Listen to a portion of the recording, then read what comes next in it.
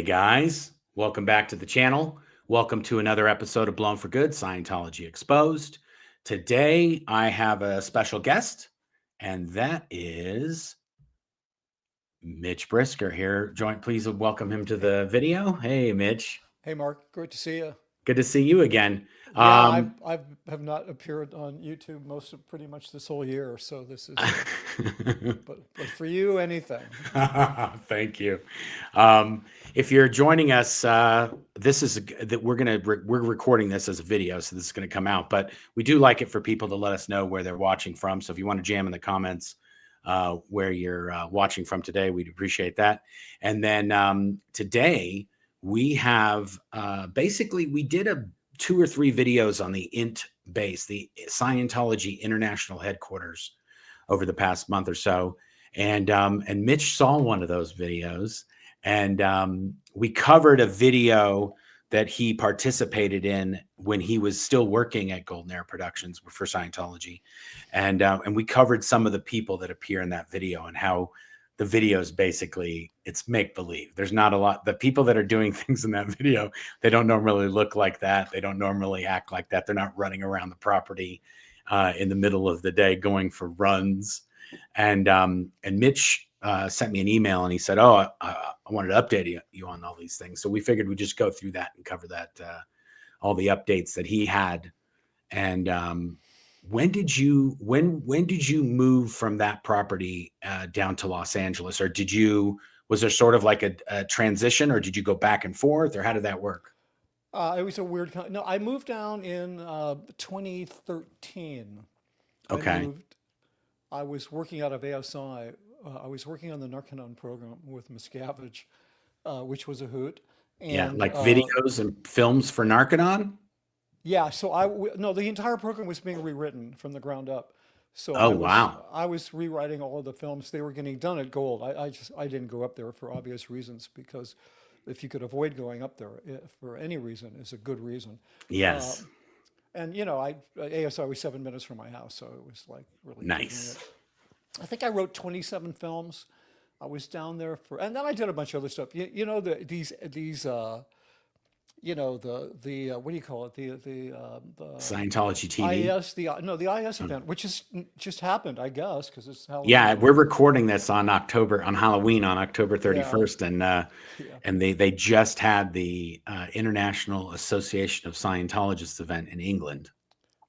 yeah. And According so to the videos that I just saw that Apostate Alex posted, they had like 2,000 people showed up. It was like abysmal, like the lowest oh ever. no, Yeah, they're not yeah. doing too I just good. wanted to acknowledge that, but so and then while I was down there working at ASI, I would write these ads for the IS event. Like I would the short videos. The whole event is organized around some. First, there's an intro, which I had never had anything to do with, which is a bunch of fake statistics. Yeah, You used to help make those things. yeah. And then we would do something about the volunteer ministers, and then something about CCHR, and then something about, I don't know, sort of an aggregate one of all of the incredible help Scientology does. Mark, I have one of those. They're called How We Help videos. How we I, help. yeah, I have Wow. one of them. It's 2 minutes long. We should do it sometime, because Yeah. it's these videos that they sell, that they show at the IS event, which gets everybody. I mean, and the statistics, I looked at it yesterday. I forgot I had it. The Yeah. statistics are like 50 million people shown their human rights. Like, 107 million people informed about drugs. Yeah. Well, It's the insane. yeah, one of the ways that they sort of add those up is if they pass out, like let's say there's a football match in Europe Uh-huh. somewhere and they pass out flyers there, they potentially reached, 50,000 people that day, Yeah, because they're even though handing they out passed out 50,000 100 flyers. flyers. Yeah, but I've been there. I actually I've witnessed them randomly handing out flyers, and they go like this. They shove it at somebody. The person looks at it, and they're like, "I don't fucking want this," and then it goes into the trash. Yeah. So it's just like, Yeah. no. I mean, I'll tell you about. Here's that. They all start with a kernel of truth, like you just acknowledged that. Yeah, we handed out 50,000 flyers. So there's always, it starts with something true, and then they launch off of that.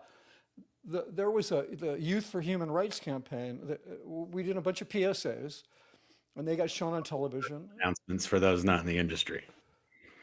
Yeah, yeah, they're not really PSAs. They're public Yeah. service. The the FCC mandates broadcasters that they have to donate a certain amount of time for public service announcements. Yeah. But what Scientology does is they buy ads and then they tell their people they're PSAs Yes. because they consider their public service announcements. Yeah. It's like when they shot what was called an infomercial at the time. Yeah, They didn't want to be lumped in with infomercials and right, then like cheesy sales right, so right. they called it a documercial, which Yeah, is a documentary. documentary Yeah, commercial. yeah, yeah. They like to And by yeah, rebrand it for internal use, even though no one really cares. yeah, yeah. By the way, a little bit off topic, but I've noticed on Facebook Marketplace there's a hot AI influencer who's selling a code for buying a Dianetics book on Facebook Marketplace. Yeah, no, it's fully Really? sanctioned. This is one. I'll send it to you later. We'll deal with it. But so to answer your question, so in 2013, or a few months before that, Miscavige had pulled me aside and said, "I'm leaving Gold. I'm never coming back because too many people effed me over here, right?" Hmm. And later I found out that he was, obviously concerned because he had abused so many people on that base that there's always that concern that someone is going to lose it and Yep. just get a weapon and kill you. And so, he was living in that sort of that kind of dangerous environment where you don't know if people are going to retaliate against you. And so I kind of consider that that's why he left. And then I also found out later from Mike that he was very concerned about an FBI raid. He wanted to get out of there. So he moved to LA. And then a few months later, I got a message, go down there and see him. And then we met. And he's like, hey, I got this massive lawsuit of these 4 deaths at Narconon. And so we got to redo the whole program because so we don't get sued. Not to make Hmm. it safer for the people that they're servicing, but to Yeah. make it less of a liability for them, because it's all about reduce the liability, reduce the liability. It's funny Too that much you it's funny that you say that because I was working with an attorney in Oklahoma, and he basically asked me if I could give him the courses that consisted of the Narconon program. yeah, And I said, yeah, that's easy. They're these Scientology courses yeah, are the yeah, exact courses they use at Narconon. They're just rebranded for yeah. Narconon. They're So they take, recompiled. Yeah, yeah, exactly, it's the same exactly. exact course. It's It's the just same difference between a prescription drug with a brand name and a prescription drug that's generic. yeah, Like there's no difference. yeah, It's it's the yeah. same thing. It just has a different Yeah. label. Yeah, we even did. Remember the purification film that you Yep. watch, and we redid that. We didn't redo it. We did another one for Narconon, so that everybody. It was the same film, shot for shot. Everybody had Narconon uniforms on. Yeah. All the Instead of signage was Scientology Narconon. uniforms. Yeah, they got rid of all the Scientology stuff. Yeah. So yeah, it was pretty crazy. So yeah, I wonder if that was one of the attorneys that was suing for the wrongful death? Yes. Was And there yeah, was I want to say it was Narconon Arrowhead. yeah, it was Arrowhead, and Yeah. yeah, Yep, that yeah, was it the was one. And yeah. So that I know that it didn't go Scientology's way no, because I'm pretty sure they ended up having to settle with these people it was the parents yeah, of the yeah, people who had passed away on the program and that was suing it, or the families of these people. yeah, yeah. Most notably, it was a young girl who tragically died there, whose name was Stacy. I can't. Yeah. I remember that anybody Yeah, wants to she Google was it. the one. They gave her a weekend furlough. She's strung out on drugs. They let her go home for a weekend. She comes back in. She smuggles drugs, and she's not being supervised or watched in the detox area, and Yeah. she overdoses. Right. Yeah. And her family was suing because, hey, we trusted you to take care of our daughter. And Miscavige was like, yeah, this is her parents. They're going for a payday. They're rotten parents. Like, look how they raised their little girl. Because everything to him it's just vile the way he Yeah. sees the world and talks and so forth. So yeah, I was down there working with him in the Narconon program. Uh, and that's just a whole nother story. When we were done, they called every ED from all over the world to LA. The Narconon EDs or the Yeah, Scientology EDs? no, it's Narconon EDs. Everyone Okay, from the executive directors of all the different yeah, yeah, Narconon the facilities. guys who own the franchise, because Narconon is like McDonald's. I mean, you do buy most of them. You buy, it's like a franchise, and then you pay to license that stuff. Yeah. And I assumed Miscavige would be a small event with all of those guys, and then he would present it to them. And then he says, "I can't present it to them because it's supposed to be secular, and I'm Sea Org." Yeah. And I'm thinking, oh man, this is part of this whole scam. Like you're really kind of like, wait a minute. He And he shouldn't was even be working on any of it. exactly. Not And just presenting it. I like how he's like, I can't present it. I did every other possible thing on this to yeah, produce it, but I can't. but I can't represent tell it. people that we Yeah. did that. Yeah, So then he says, why don't you do it? you. Yeah, me, Mitch Brisker. Yeah. Did why don't you? we- Yeah, I did. I Wow. did. It's We such did a it. such a scam. I know. And me and like, well, there was a couple. I think there was a couple of one Sea Org guy involved. What's his name? Hertling. What's her name? You know her. The CMO, the gal in Los Yeah. Angeles. Her husband, I can't remember his name. He was involved in it, and he spoke. But it's just like, it was just crazy town. It was just like Looney Tunes, the whole thing. Yeah. So they got So that posted. happened in 2013, though. That I think we did the release in probably 2015, Okay. and then S&P opened, and I went there. Scientology Media Productions. Yeah, That's the the old studio, the KCET $100 studios. million showpiece. I mean, it is an amazing studio. Yeah. I got to tell you, it really is a remarkable feat. I mean, the only thing that Scientology does that David Miscavige oversees that's actually I can't fault him for is, well, I can, but it needs it's the way they restore old buildings and take care of buildings, Sure. because that is their primary, source of value. But they Yeah. really do a good job. I mean, they get, written up in architectural historical Sure. magazines for Yeah. doing these things. So yeah, I actually really enjoyed working there, except for your audience. The Sea won't Org miss- part of it. Yeah, well, you'll appreciate this, Mark. For about the first 4 months that the studio was actually operational, and we moved over there, Yeah. right?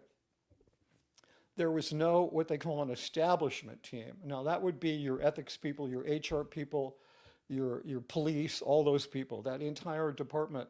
Yeah. There was not one, and as a result of that, it was almost like having a normal job, almost. Because they didn't have all the Sea Org bureaucracy kind of surrounding a job.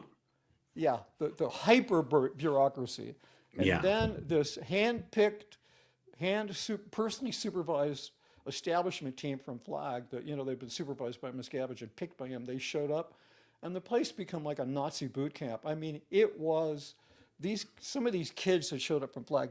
They were like the Lebensborn, the SS had bred kids. Yeah. That's what they were like, and their job was their whole statistic was found and handled flaps. Situation. Oh, found Yeah. and handled flaps. Or Yeah. situations found and handled, or Yeah, flaps well, found yeah, and I handled. seem to remember flaps, but yeah, the language is more accurately Situations found and handled. And that's all they did. It was sit down, pick up the cans, what the fuck you're up to. You might have, and it wasn't that way at Gold. Like there you could do well, and you get breathing room. Well, at Golden Era Productions in Gold, there was usually it hovered around at the international headquarters at the Int base. It hovered around 300-ish people in Golden Era Productions, and there were usually 2 or 3 people that were those people. So it was like, for every 100 staff, you had one person that was one of these situation Yeah. found and handle guys. Yeah. So it was hard, and also the property was very, very spread out over 500 acres. Right. So those people, most of those people didn't have motorcycles, so they had to walk Yeah. to every single place. And because we were where we worked at what was called the Cine Castle, the cinematography, this castle that had this giant studio in it, it was 25-minute walk from their building to our building. They were on one side of the property and we were all the way at the far end of So they had to walk all the way out there to mess with us. And so for the very first few years we were working there, we almost didn't have anybody coming out there because it was just so far to get there. No, when we were working in the city council, I don't even remember seeing anybody from that department. I mean, if Yeah. they showed up, it was a big deal. Yeah, we would know. Like there would be like on Yeah, the radio, like, "Hey, they're yeah. here." I mean, because it was a filming facility, you Yeah. shut the doors, there's a red light, nobody can come in. And Yes. we would just, do what we did. Hide in there and stay Yeah, away. yeah, um, yes. there were many So then, people. but real Yeah. quick, so then what happened was I was down there, I helped set up SMP and kind of had the same role I had at Gold. And then I got busted for, let's just call it disreputable behavior, which Okay. means I was having too much fun in my free time. Okay, and they Okay. don't like that because they don't want you having fun.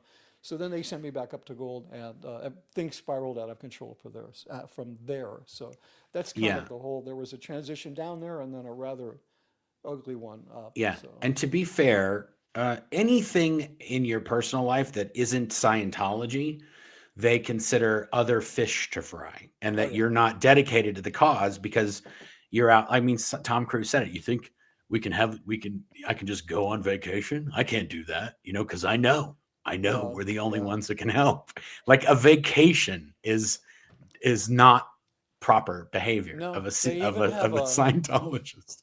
they have a wonderful phrase that helps create a kind of a atmosphere of lessening the value of anyone who would have, which is PTS to the middle class, Yeah, right? potential Which is trouble source to the middle class. So if you're in Scientology and you want to get a new car, like you have an old car and you want to get a new car, then that's considered sort of your PTS to the middle class. You want to be like everybody else in the middle class instead of just have your head down, bum up, and do Scientology. And yeah, why wouldn't you give that money to Scientology? What are you wasting it on a BMW yeah, 7 or sending Series? your kids to college or building Yeah, something all for the that. future. Yeah, all And anything that would happen in the middle class is yeah, frowned so it upon. was really, really bad. I mean, that was one of the worst things you could be was PTS in the middle class. And so you would do different things to prove that you weren't. And Yes. the number one thing that you could do if you were doing it of your own volition would be join the Sea Org. That would be the ultimate proof. Oh, I'm not PTS to the middle class. I joined the Sea Org. I mean, that Yeah. doesn't go for kids or people that were born into it, Sure. but that Another thing that I found interesting in the email that you sent me was you spoke about that Miscavige was worried about an FBI raid at the base, but also because the only way they could do that is if there were people working and living in the same facility. hmm And so they outboarded all of those functions to other hmm properties, hmm including if they make a video and they sell that video, or if they make a video that sells Scientology, then that can sort of count as that. So they moved all that to Scientology Media Productions, all these different facilities. But you said that they turned what there was a building at the international base called the manufacturing building, Building hmm 36, and you said that they were stuffing the titanium Yeah, plates and so the, capsules for the Church of Spiritual yeah, Technology. yeah. So gold, because it's not that far, it's It's the not that far. closest. The int base is the closest base to the CST base, which is it's mentioned. It's called Running Springs or Rim of Rim the of the world. World.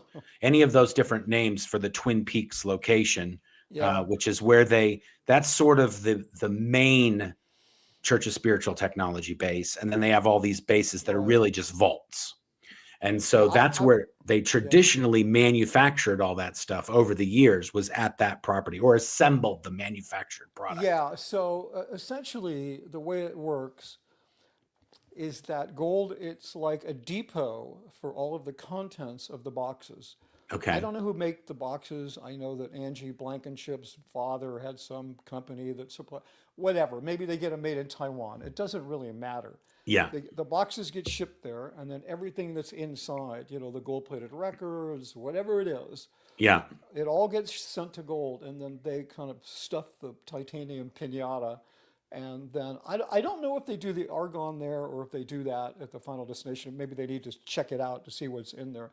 Or Yeah. they suck out all the oxygen and replace it with argon gas Yeah. So, to make, an inert gas. I mean, I'll Yeah. tell you the craziest thing, Mark, about all of that for me Yeah. was when we were at S&P and Miscavige was really on a kamikaze run to get these documentaries done about ideal orgs, about the preservation project, because Yeah. there is some amazing technology in the preservation project. Yeah. It's like all of these things were arrived at in consultation with some of the top experts in the world, right? Yeah, and just so if anybody doesn't know what we're talking about, we actually did a video about this on our channel that covered all of the Yeah, church's spiritual technology bases. But essentially, what they're doing is they're taking all of L. Ron Hubbard's recorded and written works, and they're etching them into stainless steel plates in the case of the books, and his courses, and his policy letters, and his bulletins. And then they're taking all of his recorded lectures that he gave, thousands and thousands of these, and they're mastering them onto gold records, and so that yeah, they as an archival project to preserve all of L. Ron Hubbard's written and recorded works. And these are in multiple locations in these underground vaults right. in the side of mountains.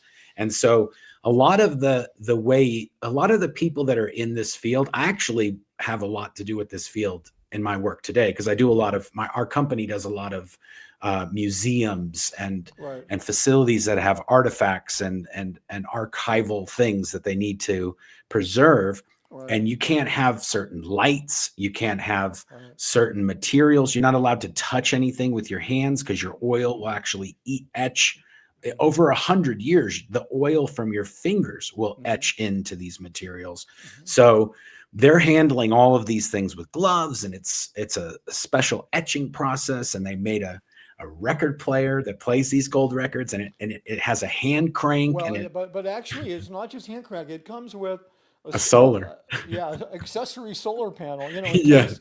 In case it's not a nuclear winter, and you Yes. can put up a solar panel. But yeah, it's pretty To, crazy. to me, the funniest thing is that, okay, so let's say they do that. They have all these facilities everywhere. Mm-hmm. If somebody stumbles, if there's a zombie apocalypse or something, if somebody stumbles on one of these vaults and it's filled with all these precious metals, they're going to be melting all that stuff down for trading and currency. I don't Yeah, think they're going or to, weapons. They're going to make weapons out of them. yeah, I out of think the that. stainless, they're going to Yeah, put those on vehicles. They're going to yeah, take all those plates and screw yeah. them onto the outside of vehicles to Yeah, make them or like Mad let's Max. just say that time, some 1,000 years passes, and this is what is so silly about the whole thing. So Miscavige thinks, or Hubbard originated this, that once people find this in some distant future, post-apocalyptic future, Yeah. just finding it will reboot Scientology, right? I mean, that's the idea.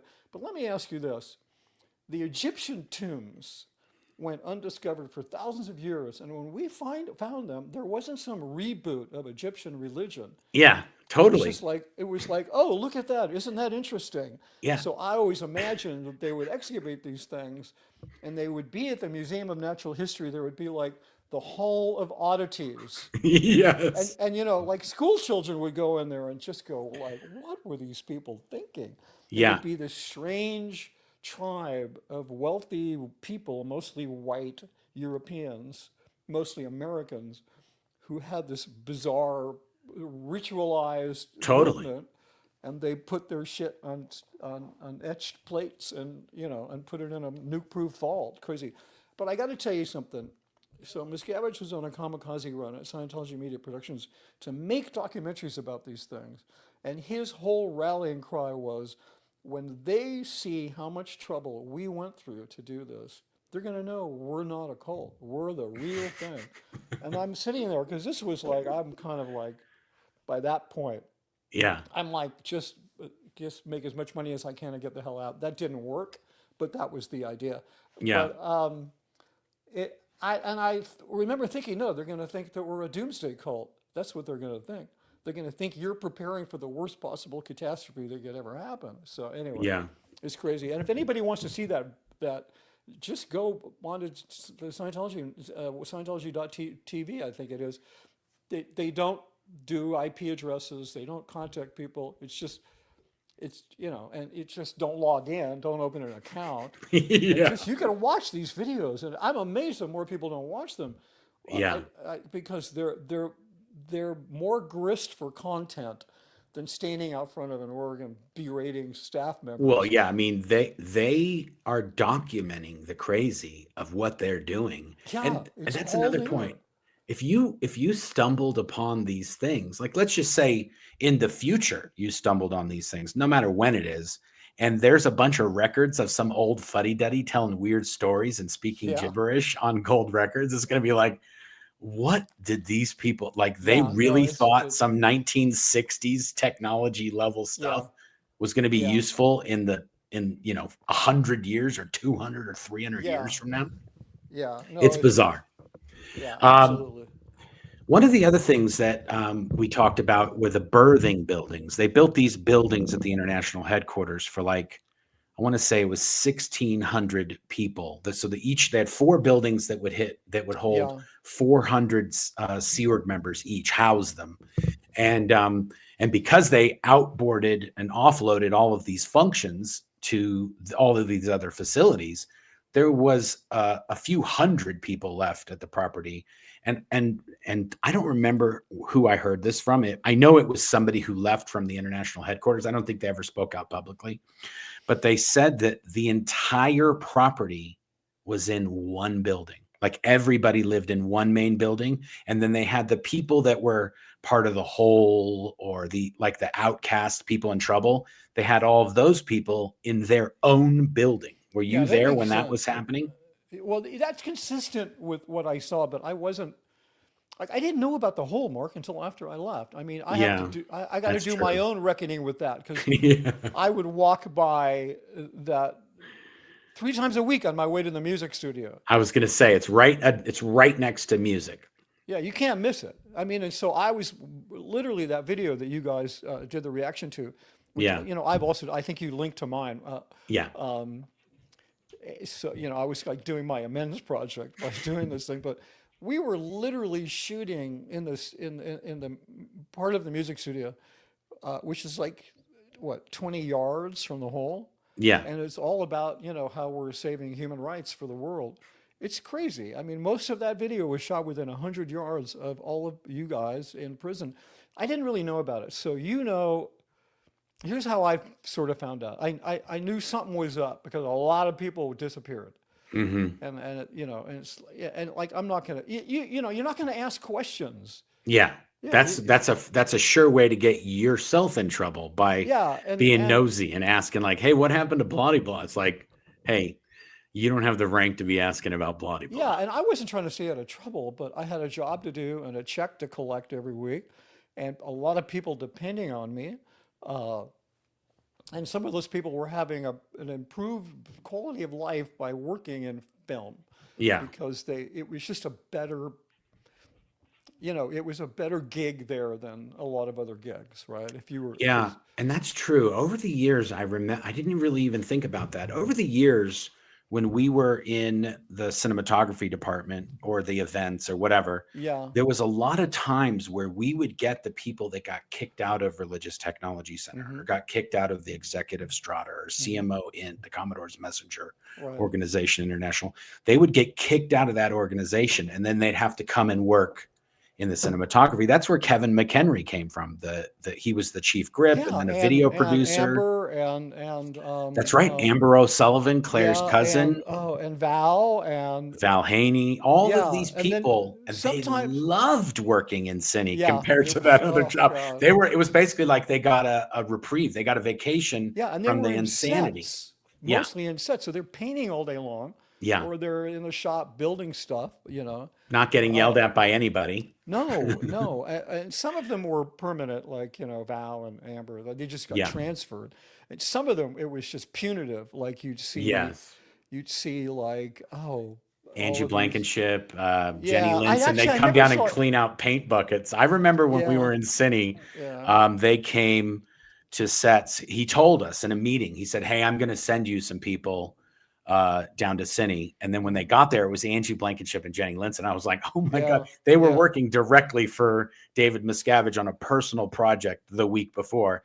And now he's like, give these guys the worst job possible. And I said, you guys are going to clean out all the Jesus buckets in the Yeah. paint shop. And they were Oh, like, Jesus Jesus. buckets? And I go, yeah, it's all these paint buckets. We get recycled paint and we mix paints and we just put them in the 5-gallon bucket, and we might not pull it out for 5 years. And they go, well, why do you call them Jesus buckets? I'm like, open that one up, and you open it up and you're like, oh, Jesus. Yeah. Yeah, but I'll tell you, so one of the ways that I found out, or sort of, there was a big change when people were let out of the hole. You remember when we first met,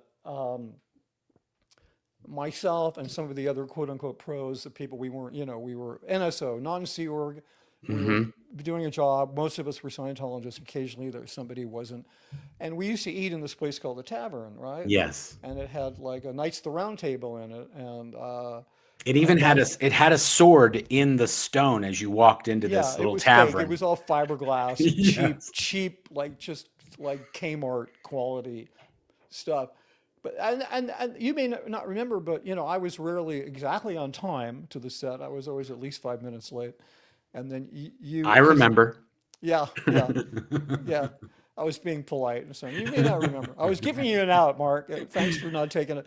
Yeah. But you may remember that your nickname for me was Sir Late a lot because I Yes, used to Sir sit. Ladle. Yes. Well, because you were coming from the Knights of the Round Yeah, too. I was Knights like, of the can you Round tell Table. Sir Late a lot? Sir Yeah, Late a lot. exactly. We're ready to Yeah, shoot. yeah, that How was much my chips and favorite. queso That can was one chips and salsa can one guy eat? Yeah, no, hold on, that's not fair. So, but anyway, there was a period where Miscavige, a couple of years after you guys escaped, there was a period where he was like, all of these guys, these pros, we got to start treating them like staff members. So they moved us all back into the main dining room, right? We Massacre were at Canyon Inn, MCI. yeah, and we were at a little table close to the exit and blah, blah, blah. And, you know, for the staff there, lunch was a pretty exciting, or a meal was a pretty exciting thing because it's like you get in there, you eat, you might only have 5 minutes depending on the distance you had to walk or what other pressures were on you. And then, everybody'd run outside, first the smokers, and they'd huddle up, Yes. and then they would do their muster. But those of us who weren't required to go to muster and so forth, we could then continue our meal until everybody was done, right? Yes. And Because then they we would would, muster right outside the dining hall. So you could yeah, see everybody lined up out there. yeah. And that's a funny thing you mentioned that, because there is a Sea Org policy that states from L. Ron Hubbard that you cannot give somebody an order at the dinner table. So the dinner table is a safe zone because you're not allowed to receive orders or Mm, be yelled at or anything when right, you're at a meal. right. So it's sort of like you get a pause from the insanity for 15 or 20 Yeah, minutes. yeah, yeah. So I noticed, so when we would leave, there would be that everybody's going back to work, right? But then Hmm. one day, there was like 100 people as we were on our way out being marched into the dining room by security, Hmm. like every security guard. And I'm like, wait, I know a bunch of these people. There's like, Gary Weesey and all these other Hmm. people. And they're just look like beaten dogs. They're just downtrodden and deflated. And they're being literally like frog marched, into the Yeah. dining room. And that is the point, I believe, at which they moved them out of the hole, moved them into the one birthing building, and then let them eat in the dining room after Yeah. everybody else had eaten. Well, that I was going to say that so what happens is there was two main meals for many years. They would have the gold crew would eat on the first shift. So like if they ate at noon and they had muster at 12:30, from 12:30 to 1 o'clock, the stewards and the galley personnel, the food service personnel, they would switch over the dining room for the next meal break. And a lot of times if people were in trouble or people they weren't supposed to mingle with the general crew that ate at 12 or at 1, they would have them eat during that changeover period so that they would never see any of the other crew on the Right. property, because they didn't want them to see their spouses or their friends, or they wanted to keep them segregated from everybody else because Well, they're in these guys, trouble. they were on parade at the end of the meal when everybody, Yeah. after muster and everybody was leaving, these guys Yeah. were just paraded in.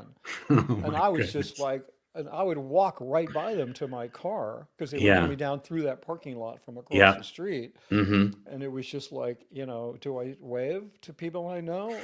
It's really awkward and uncomfortable. And then they You get don't the, wave if you the proper vernacular is say nothing. yeah, The or spit, procedure. like You don't. pretend Yeah. that you're like, You could spit on "Ah," them, and you would be like, "Oh, look at Mitch. He knows what's up." yeah, he's keeping their ethics in. Well, I meant like spit on the ground, as a No. gesture. But there actually were a couple of them I would have spit at, even if they'd never been in the hole. But I'm just, anyway, um, I'm not a spitter. one of the other people that you mentioned was there was a woman that worked there in the cinematography department. Her name was Lisa Schroer, Oh and God. Lisa, when I worked in the cinematography department, when I was the shoe crew chief on the Yeah. film crew that you had headed, Right.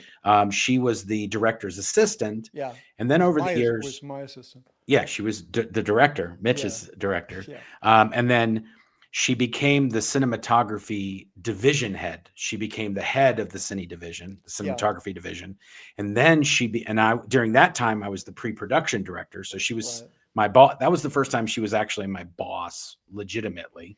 But Right. then she became the producer of Golden Era Productions. Right. And then I became the assistant producer. And then she became the commanding officer of Golden Era Productions, and then I became the producer. So she was my boss for many, many years. Yeah. And you said that she ended up working in the laundry building at the Yeah. birthing Yeah. buildings. Yeah. So when everybody got let out of the hole, and I still didn't know about it because I didn't know the specifics until I left. Just when people just started to show back up Yeah, they just somewhere. started to show back up on a regular basis.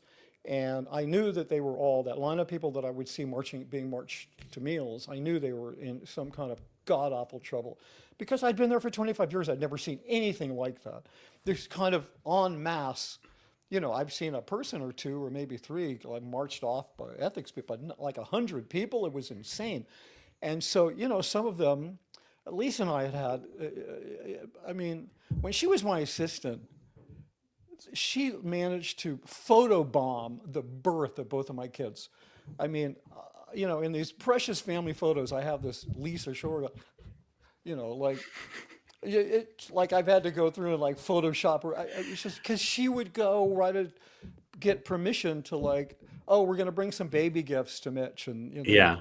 Dave Miscavige was all, yeah, that's great, because it's to love bomb him, keep him love bombed, Yes. so yeah, so I we remember I have a picture. We were shooting a trailer. It was a game show trailer for one of the films. oh yeah, And your wife and at least one of your children came to the set, and I actually think I have a picture of me carrying around one of your kids on my I wouldn't be shoulders. surprised. I mean, And I remember your wife at the time. She gave me a whole bunch. She gave me a ration because I was riling him up. I was like, oh "Hey, come on over here. Let's go do this." yeah, And she was like, "You're just making him. You're just winding him up yeah. for what I'm gonna have to deal with later. You're gonna he's Well, gonna We're gonna be like, we're shooting everybody out, and then I got to deal with this kid that you've been playing around with for 20 yeah. Well, minutes." that's why my kids have very fond memories of you, and that is a fact.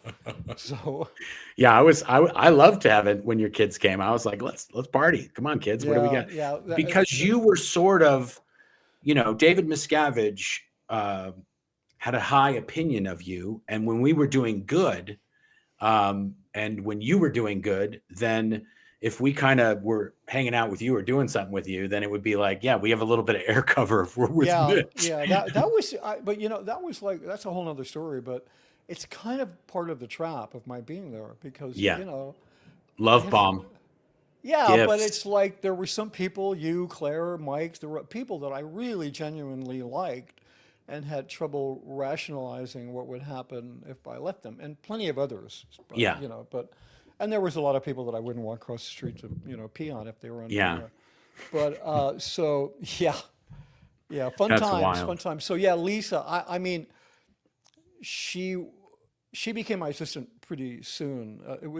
I was in my office one day, and Greg Wilher, who was a big Muckety muck. honcho, He's the one yeah, who he was in charge of many of the Tom Cruise girlfriend and divorce projects. Yeah. Oh, yeah. And then he popped in the office one day because there was a lot of attention on, on making sure that I wasn't messed with and that I could do my job. And Jackson and I have laughed about. He was like, "Yeah, I was in charge of making sure that." And the crew was all before you showed up.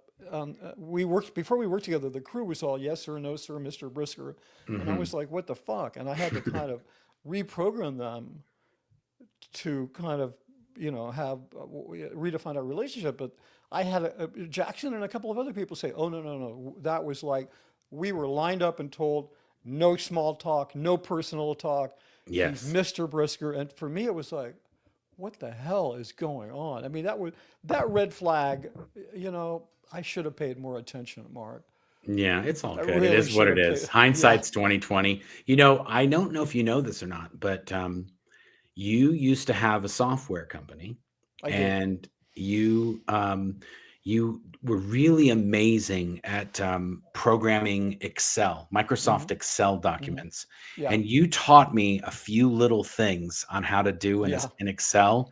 And I tell you, I am a master Excel programmer these Oh, days. I have good. whole software spreadsheets that I use for bidding projects and Yeah. designing and hardware lists and IP automation lists, and I use it. I use Yeah. all that Excel stuff I'm to this glad to hear day. it. Yeah, I don't do that so much anymore. No, I know. But yeah, but yeah, I was actually, I created a piece of software for commercial production, and I was actually part of the Microsoft developers, whatever thing. Yep. I was in there, but whatever. Yeah, that was fun. And also because there's so much downtime on the set, I used to sit there on a laptop and literally write, Visual Basic code and shit, and it was just Yeah. like, whatever. Good memories. Yeah, Um, okay, so what are some of the other people that you talked about? We got Lisa. So she was but she basically was working in the laundry building. She was yeah. So I ran in the into dry her. cleaning. Yeah, I ran into her one day, Uh-huh. which was weird because I hadn't seen her in a couple of years, and there was no catch up, no like, no nothing. Just from right now at this moment, it was like, "Hi, how are you doing? Great to see you." Like she's saying this to me. Yeah. Hey, I'm working in the laundry building now as a seamstress. So like, if you ever need any buttons or mending, This is the just woman. like, She was in charge of all of Golden Era Productions for yeah, many, many years, she was and the commanding officer. one of David Miscavige's henchwomen. Like she would deal out the punishments and the Yeah, horrible things that David Miscavige was directing, and she would do it happily and zest. And that's what she was sort of famous for in the end when she was the commanding officer. yeah, Is yeah, she would get stuff done because she would have a reign of terror over people to make sure that whatever David yeah, Miscavige wanted, it got done yeah. it within Golden Era Productions and sort of outside on the events and other things as Yeah. well. Yeah, I mean, but her ascension into being, like Lady of the Flies, because like, she Yeah. couldn't be Lord of the Flies, but her ascension into that really started when she became the commanding officer, and Yes. Miscavige took her under his wing, Yes. and they had like daily tutoring sessions, Yep. You're and exactly how, right. I remember them. yeah, I was and there when all she, this was happening, and yeah, it was kind of crazy. yeah, And she became a really horrible person. Same thing with Henning Bendorf, yeah, uh, Henning, really sweet QC. kid. Yeah. I took him under my wing when his senior hopped the fence and he was an art director. And I was like, dude, we have all these films to get done and you're going to help me do it. And over time, he ascended to being the same position that I had, except over design. Yeah. And he, like the stories I heard about him, was like, are you fucking kidding? Like, Yeah. It got to be a point where the people that David Miscavige held close to him and that were sort of propped up by being connected to him were carbon copies as much as they could be of him. He yeah, he molded them in his yeah, in his yeah, image. yeah, And yeah, that's kind of wild though, to controlling this massive 300 person organization to sewing buttons after a 2 year sort of, reprogramming or whatever. Cause it would have taken a lot for her to be able to go back into the gem pop at Golden Era Productions and to go back as a seamstress in the laundry yeah, building. yeah. That's a Well, long fall. You can't yeah, fall much further. yeah, but I think it was made somewhat easier by the fact that Miscavige was gone. Well, sure. I Yeah, mean, so that it's a that made it a vacation little. now. You're sewing buttons and Yeah, so washing he's stuff. yeah, and you're eating the same food as everybody else, and you're sleeping in the same quality room and bed and everything. So it's like whatever. I'm sure she was relieved, Yeah, in some way. I'm sure she was sure. I probably mean, there were times where people would welcome getting taken off post and becoming a lawnmower grounds. or Yeah, yeah, in the grounds was basically the grounds department. If you ended up in the grounds department, you were set because you're going to get tan because you're outside all day picking weeds or mowing lawns. yeah, You're going to get some exercise. You're going to get tan. And there's no one going to be yelling at you out in the middle of the west no, side lawns where no no, one ever goes. no. The And other part, you're riding around all day on one of them big ass old yeah, tractor Toro, lawnmowers. Toro, Yeah, Toro. It was like an X-wing fighter lawnmower. You would yeah, drive out there, and the sides would fold yeah, out, and it'd become yeah. like a 20-foot wide mower. And oh, just knocked over something. Anyway, but who Moving are right some of the along. other people that you had mentioned in there that I there don't were? have my notes in front of me, Oh, unfortunately. I was well, late. it's okay. So The other thing that you had talked about was they moved a lot of the obviously they moved like the video production and the editing and well, not all all of of it. no, Not all but of it. for these promotional videos or sector videos in Los Angeles, Yeah, the direct absolutely. TV and Yeah, these things that they're putting out to the world. yeah, absolutely. So it kind of broke. There was a huge amount of chaos at first because nobody knew which entity, Scientology Media Productions or Golden Era Productions, what they were going to produce. Everybody knew the events which you used to produce. Yeah. Those events were going to be at Scientology Media Productions Yes. because if you remember, you know, Hubbard set up Golden Era Productions to be a film studio to make these training films. That was its only purpose. Yeah. And then Miscavige later, and the chaos there stemmed from that they had not a clue how to do that. Yes. So there was all this chaos. And then on top of that, and then that's why I had such a, I don't know how to call it, but it was a very eventful when I went there because the net chaos stopped because it was like, oh, we know how to make films now, right?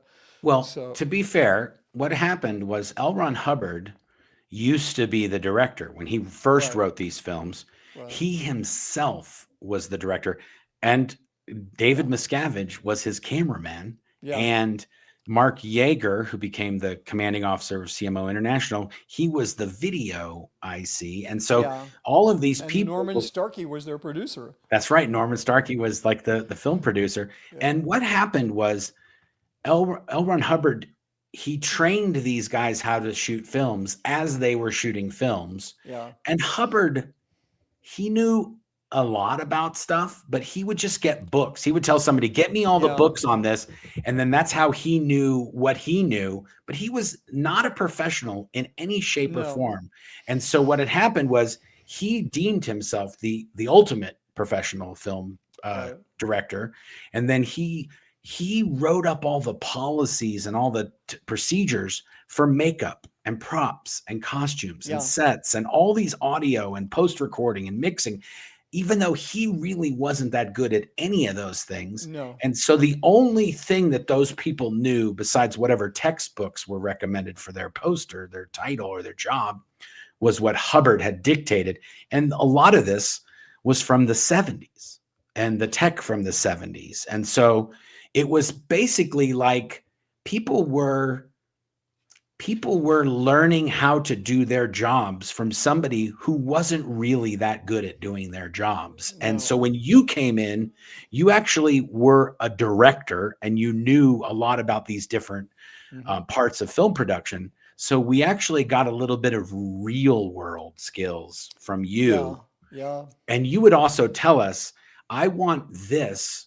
I want this to be like this. There's a video or there's a film that you can watch that has what I like in it. And then so we got to watch movies because yeah, Mitch said, yeah, "Oh, you got to watch Usual Suspects or you got to watch this," or and so we'd watch those things and then we'd be like, "Oh, we know what to do now because you just showed yeah, us you yeah, gave us a blueprint of what it needed to be like." yeah, And so no one had done that. Like for instance, The movies that Hubbard recommended for us to watch to learn how to shoot were 200, I might add, 200 movies. yeah, but they were Um, like, what was that one with the running spring about the girl that goes and she gets hit with the rock and there's a bit of a situation. It's got, oh my God, I think it's called, it's an old, very old black and white movie. I thought it was called Running Spring or something Spring, no, that one but I don't know. other videos were like Star Wars, the Yeah, original no, I don't Star know. Star Wars. Wars wasn't on there because he never would put Star Wars on there because when Star Wars came out, Hubbard lost his mind. No, because he was like, wait a minute, I've been claiming that I invented space opera. This is Yes. like he was. That's why he wrote. That's why he started writing science fiction again. Yeah. Was because of that whole phenomenon. I mean, he was like, wait a minute, this is my domain, blah blah blah. But Star Wars wasn't on there. But interestingly enough, the science fiction film. God, now I can't think of the name of it. Silent Running with Silent Brisker. Running. Yes, that was Yeah, one which of is them. actually a pretty good film. I mean, it has a cult following. There was a bunch of decent films on there, but like there was weird stuff. Like he was a big fan of Eisenstein, who was an early Russian film director and theoretician, and he had made this film called 13 Days in October about the Hmm. revolution. And when it came time to compile the list, the person who compiled it, who actually compiled the films, grabbed a documentary about the making of the film. So everybody thought they'd like seen this Eisenstein film, but they'd actually seen the documentary about the making of the film. So there was a lot of crazy things on it. But one of the things that I noticed is like there was this group of people there that were dedicated. They were supposed to be making films, and they never watched films. Yes. And I'm like, you need to consume some media. So that's when that started. I started recommending films, and then I, on the weekends, do you remember? Like, I went to Qual, which is their educational department, their training department, Yeah. and I said, these guys aren't watching enough movies. They need to watch more movies. And they said, okay, tell us what movies. And then for a number of years, I would just give these orders, and then the whole crew would get pulled in, and instead on their study time they'd get to watch movies. And I was absolutely doing it because it was like it was just the right thing to do to kind of give Yes. these guys. So The movie that I was thinking of is called The Virgin Spring, and it has oh yeah, Max von Sydow in it. yeah, that was Virgin Spring, yeah, the Yes, black and that was white one of the Swedish video. film. Yes, that was Well, one of the videos. that's a really noted film, but the thing, without getting down a rabbit hole about filmmaking, the thing that was really missing, I mean, look, the books he picked were some of the top books on any syllabus at any good film school. Yeah, It's, five they're not, C's to yeah, and cinematography. the technique of film editing and the Yes. Miller's lighting book. These are like, if it's really easy to find these books. He wasn't some genius. Yeah. No, He he just literally, grabbed. I know the woman, I spoke to the woman. He sent her to a bookstore in Hollywood and said, go get all the books that Yeah, are the most recommended and most yeah, studied exactly. books. And And those are the ones you would get. she just went in and got them and brought them. And he was like, sure, put those on the Yeah, list. yeah. Except for How to Shoot a Movie Story, which I'm sure he came up with himself, which was basically a book about how to shoot your kid's birthday Yeah. party. So yeah, that Oh, was pretty. and also I should note, every single film that L. Ron Hubbard did shoot, I think we reshot except for one. Yeah, but then I reshot that after you escaped. Exactly. So Yeah, so his films were never they're no, not they they were don't horrible. exist anymore. Everybody knew they were horrible. Even Yeah. Miscavige eventually admitted to me that he knew that everybody knew they were horrible, but you could never say it. But he could Yeah. say it. Because L. Ron Hubbard shot him and it's Yeah, like, well, and plus they're on your check sheet, right? yes. The courseware in Scientology is you get a check sheet. You complete everything on there. Some of the things you need a person to verify that you did it, and then you're done with it. That's how it works. And so Yeah. there, these films are on the check sheet, right? One of the And other things, so you had to do the film. It had information in it you needed for your course, which was entirely yes. separate from whether the film was a piece of shit or not. Yes. So that was eventually, yeah, they all got redone. One of the other things that I had mentioned is Scientology has this thing where they're sort of a few decades behind the technology curve, and we had built this big film lab there because we were Right. paying millions and millions of dollars a year to have film developed and sort of mastered and reproduced in Los Angeles at a company Yeah. called Photochem, right in Burbank. Yeah. And so we would shoot a day's worth of film. Somebody would have to gather up all that film, all the cans, and then it'd have to get taken to Los Angeles, get developed, and then somebody'd have to bring it back up once it Right. got developed, and Right. then they'd do dailies at the base. And so it was always like, we need to build our own film lab. We need to build our own film lab. Right. And they did end up doing that. But even that large facility was very, very underutilized compared to what it was designed to originally do. Well, yeah, I know it was. Let me just to give you my perception of my perspective on that thing. It was utilized to the maximum that they could utilize it. Yeah, But if you build a film lab for developing and printing motion picture film, it's gonna be able to. Nobody does that except as a commercial enterprise. totally. And then you can run a certain amount of film. You can run it, run it, run it. But all they ran through there was their film. Yeah. And so You you were know, basically, it's a very highly technical chemical process oh of yeah, developing extreme, yeah. film. And Yeah, so if it would basically be like if you set up a giant pizza factory and you just use that to make pizzas whenever you make pizzas. Like, hey, I'm going to make a pizza tonight. And you've yeah, got two giant yeah, pizza ovens and you put one pizza in there. yeah, And then but you can't just turn on an oven, one of these giant ovens for one pizza. You want to cook yeah, 100 pizzas in yeah. this thing. Yeah, but I mean, here's the typical stupidity of that organization. They set this thing up, spared no expense, because Miscavige has so much money. He can throw money. He wants to throw money at something, man. He's got the money to do it. They spared no expense in that. They contacted Kodak. They brought an engineer out from Kodak, right? I remember And this. yeah, We had several actually. There were maybe one from Kodak, but we had from Los Angeles, like the old school guys that used to develop film at Photochem or one of these big labs in LA, yeah, Deluxe, and all these different places. yeah. They consulted and they trained everybody on, okay, this is how you Yeah, got to and do the guy this. from Kodak, he was like a Kodak engineer, helped set it up. So what they ended up with was, I mean, the way that it works, when you set up a commercial lab, you're going to run it for profit, like Technicolor or Photochem or whatever.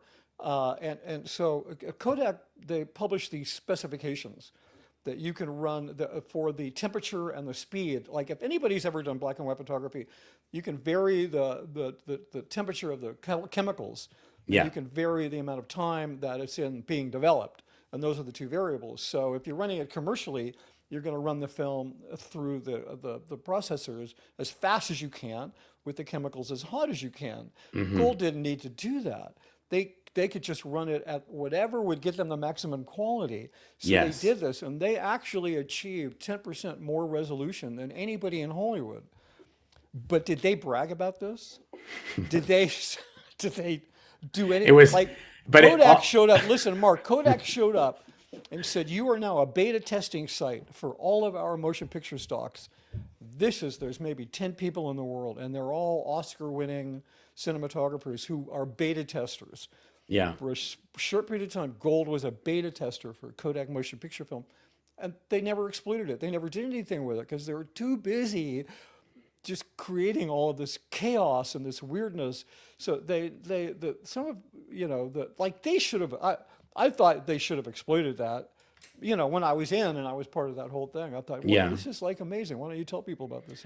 I remember that I don't think a lot of times we would have the film misdeveloped at Photochem. I think that was very far and few between. There were quality issues. Yeah, there were quality issues, but it wasn't Yeah. like it was ruined completely No, a lot of no, times. But no. then they also did answer prints and color prints. They did a lot of other Yeah, color release prints. Yeah, separations it's and all kinds of very other things in expensive. LA.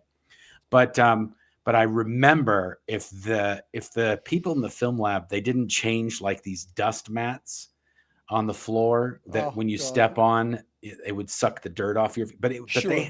they had a recording that would play every 15 or 20 minutes or hour in the film lab, and it would literally tell them, change the mats, and somebody Wow. would have to go around and peel up one layer of these Yeah, tapey you mats. know, I mean, everybody in there, they wore these nylon bunny suits, right? And they wear little booties on their shoes, and they go through all kinds of cleaning things.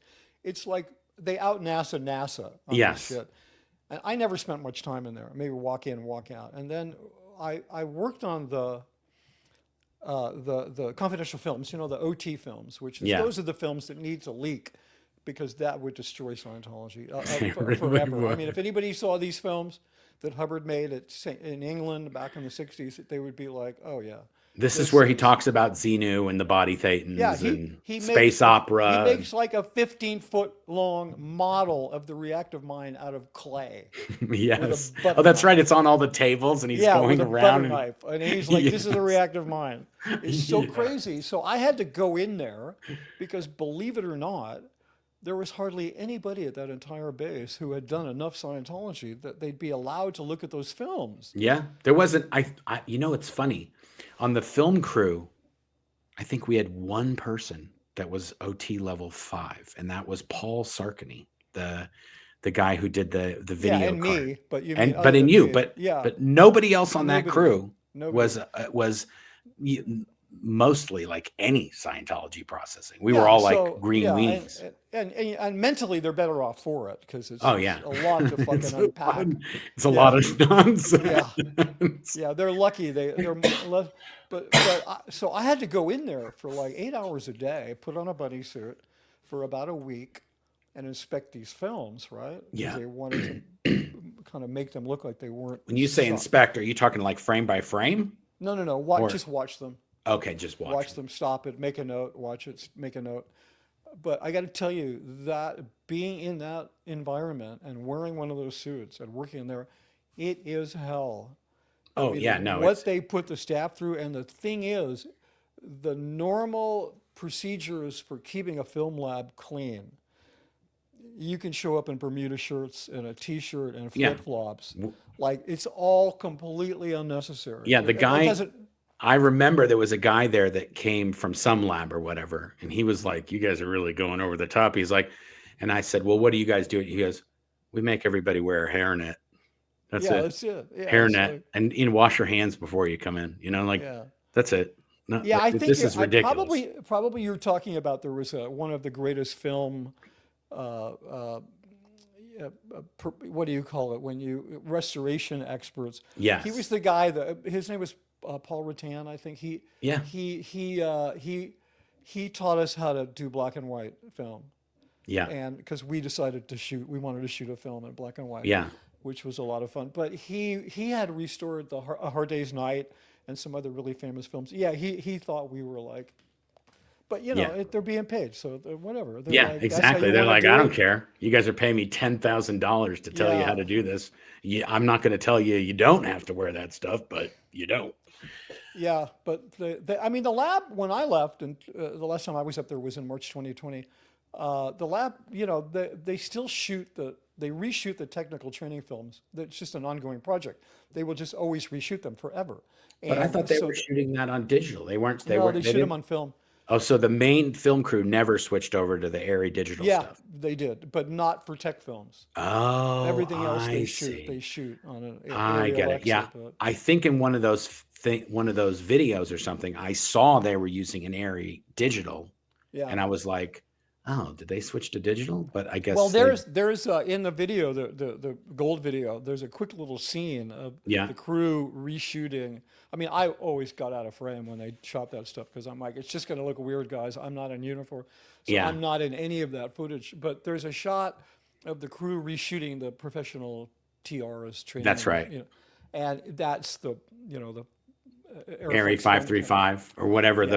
the Yeah, no, I mean, the Arri stopped with the 535. They didn't really but advance they on were that. using some airy film camera. Yeah, yeah, 535. Yeah, which is Yeah. an amazing camera. So I still remember the day they gave when that camera came out. The first big film it was Bram Stoker's Dracula, the Coppola Yep. Dracula, and they did all kinds. It was an amazing camera. It still is an amazing 35 millimeter film camera, but they gave this 15-year-old girl, Kim, You remember Kim? Yeah. She was like the clapper girl. Yeah. Here's your camera. They gave her a check for $350,000, and they said, "This guy's going to drive you to Burbank, and you're going to pick up this camera." And I think to this day, the people at Arri, because they just lease cameras to studios, they Yeah. don't, No one's buying. nobody buys. Yeah. I think they still talk about the day that the little girl showed up from Scientology with a check for I got to 350K. tell you this. We'll end on this, but when I left Golden Air Productions and the C organization in Scientology in 2005, I ended up working back in Los Angeles in the audiovisual systems area, and I used to go to a place in Burbank. It was an electronics supply place. I think it was called United Electronics, or I can't remember the name of it. But Golden Air Productions used that place for, Right, resistors and right. potentiometers and stuff like that. I was in there one day and I was buying some equipment for a project. And I hear this guy on the phone. The guys that take the sales orders are kind of at the front desk. If they're not helping somebody, they're on the phone with a client and placing their order or whatever at the desk. And he goes, "Yeah, I know last time you bought these, they were this price, but that was 8 years ago when you bought them. And the price has been updated many, many times over. You can't just send us another PO that you sent us 8 years ago and expect everything to be exactly the same." Anyway, it's going on for like 10 or 15 minutes while I'm doing my shopping in there. And then he hangs up and I walk up to the counter and I go, "Was that Golden Air Productions?" He goes, "How could you possibly know that?" I go, "I used to work there for 15 years. Were you talking to Yeah. Denise or Stevie?" He goes, "It was Stevie." And I was Oh my like, God. "Wild." He goes, "Yeah, they're redoing that L. Ron Hubbard music studio again." And I was like, "Yeah, they do that every Yeah. 5 or 10 years. They redo it." But the industry, the Scientology does a lot of things, and they buy things Hmm. and they rent Hmm. things, Hmm.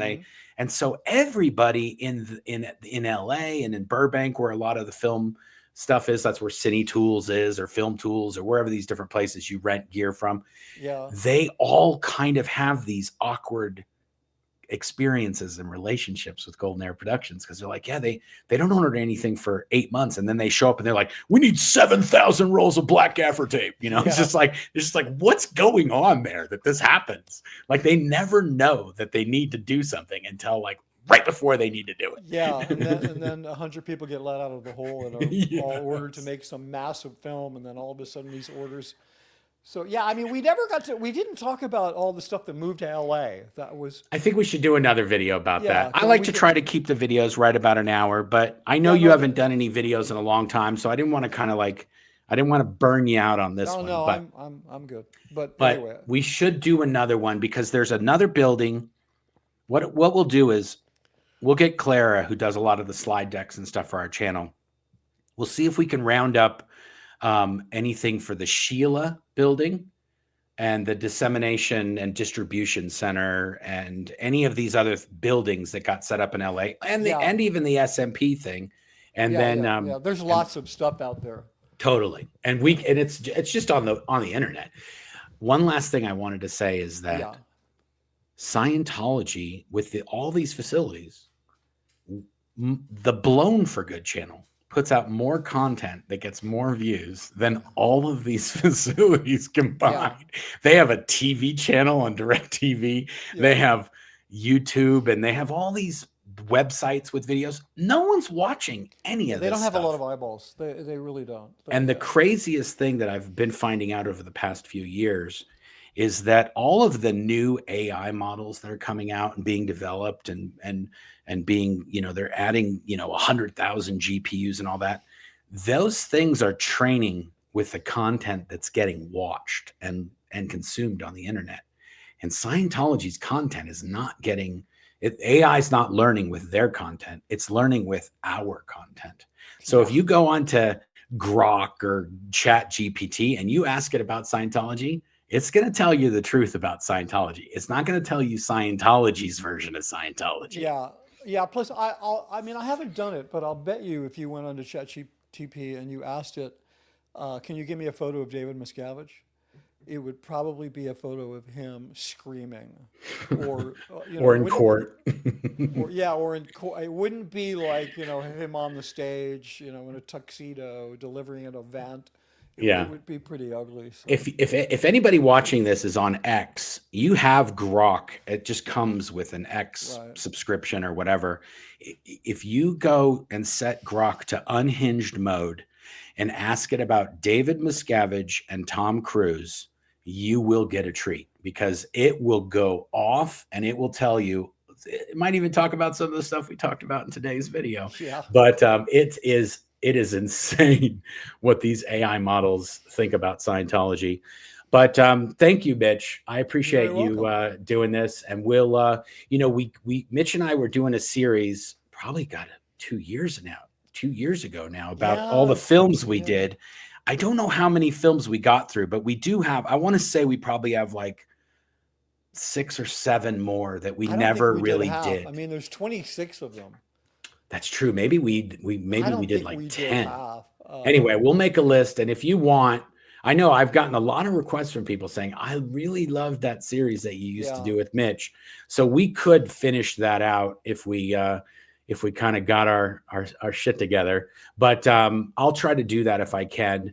And otherwise, Yeah. we're going to put a link in the description to Mitch's book, Mitch's YouTube channel, all that stuff. So you guys can and see Yeah. what Mitch is up to.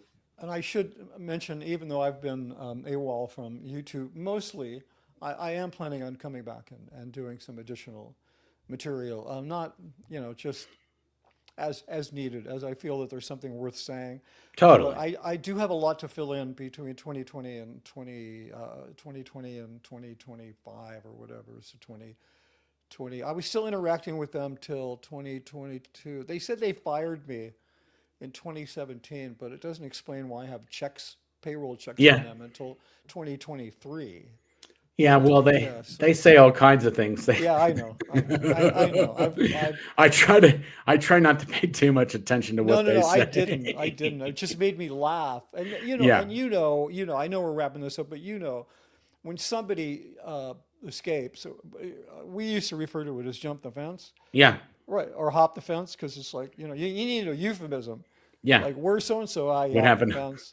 Yeah, And to be fair, we had people that escaped from our crew while we yeah, were on film shoots. So because like, we were more transparent then.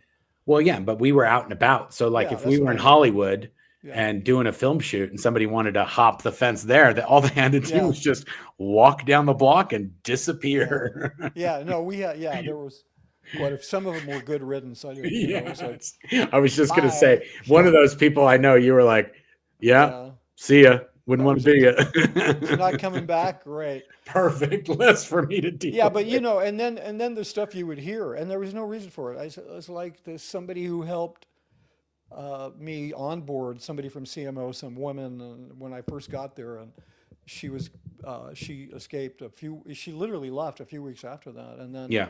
people just started telling me these stories about her. I didn't even ask what happened to her. Yeah. They just started originating. Oh well, she was involved in an incestuous relationship, and it's crazy. Well, It's absolutely not. that's their People magazine is all David Miscavige really, we've covered this in many videos, Yeah. but he loves to sort of craft narratives with Oh people's yeah. crimes that they admitted to or they're accused of, even if they're innocent. And he likes to sort of spread the gossip around so everybody knows, oh, that guy was doing Oh yeah. this when he got home at night and he was doing that. And it's just like, it's kind of weird. He even does it about the members, the public members. He'll be like, oh yeah, this guy was sleeping with a Sea Org member. And you're like, why are Yeah. you telling me this? This is crazy. Yeah. It's really nuts. That stuff that comes up. So yeah, Anyway, well, Mitch, I could do this I for know 10 that's more why we hours. could talk about, what I found though, is a lot of people that watch this content, besides the Scientologist, we have a lot of Scientologists that watch this content because they're not allowed to know any of these things about any of these facilities. They're secret to public members of Right. Scientology, not the paying members, not Yeah. the Sea Even though Org you can people. look them up on Google, you can't get within 100 Yeah. feet. I mean, 100 yards of the place. Yeah, but these people, they know, they've heard whispers and they know somebody who their sister's brother worked there, or a cousin or friend or whatever, and then they go, oh yeah, I heard about that place. And then we tell these things and they go, oh, that's where my kid works right now. You know, they say, they Right, write us and they say, right, my son works at that place you were talking about. And so they just don't know where it is because they're not allowed to tell them. But right.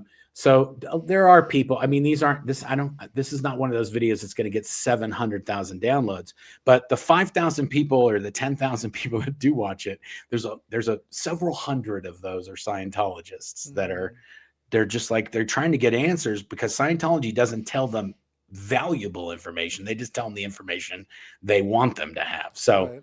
some people really do like these. I appreciate you jamming with me here today to do Yeah, this. no And problem. we'll do it again soon. I'm going to see if I Great. can, if I put this, I'm going to see if I can play an an outro here. So thanks everybody for joining. Thank you, Mitch. It's great We'll put, seeing you. Great seeing everybody. yeah, good to see you. And we'll put links to all Mitch's stuff in the description if you guys want to check out Mitch's channel and some of the content that he's done over on is it Scientology Lies? The big lie. The Big Lie. Yeah. Anyway, I appreciate it. Until next time, guys. Thanks for watching. If you'd like to help support the channel, feel free to check out the merch store link in the description. We have Hail Xenu, Xenu is my homeboy, and BFG branded mouse pads, shirts, mugs, all sorts of other stuff in there that helps us to bring you new content on a regular basis. You can also pick up a copy of my book, Blown for Good, Behind the Iron Curtain of Scientology, in hardback, Kindle, and Audible versions as well. There's also a link to our podcast, and you can get that on Apple, Spotify, or wherever you listen to podcasts. And if you'd like to watch another video, you can click on this link right here, or you can click on this one here, or you can click on the subscribe button right here. Thanks a lot. Until next time.